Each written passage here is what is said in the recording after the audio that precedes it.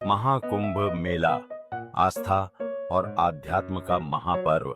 महाकुंभ मेला दुनिया का सबसे बड़ा धार्मिक और आध्यात्मिक आयोजन है, जो हर 12 वर्ष में 4 प्रमुख तीर्थ स्थलों प्रयागराज, हरिद्वार, उज्जैन और नासिक में आयोजित होता है।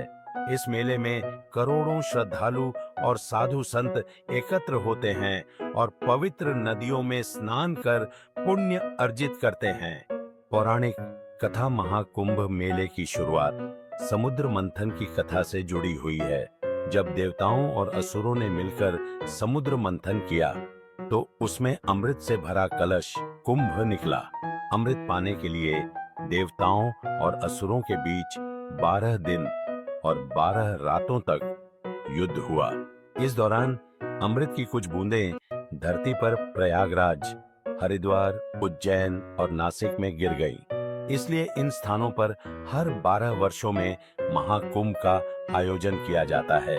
शाही स्नान और धार्मिक अनुष्ठान। महाकुंभ मेले में सबसे पवित्र और महत्वपूर्ण अनुष्ठान शाही स्नान होता है। इस दिन नागा साधु, सन्यासी और विभिन्न अखाड़ों के साधु शोभा यात्रा के रूप में पवित्र नदी में स्नान करने के लिए आते हैं।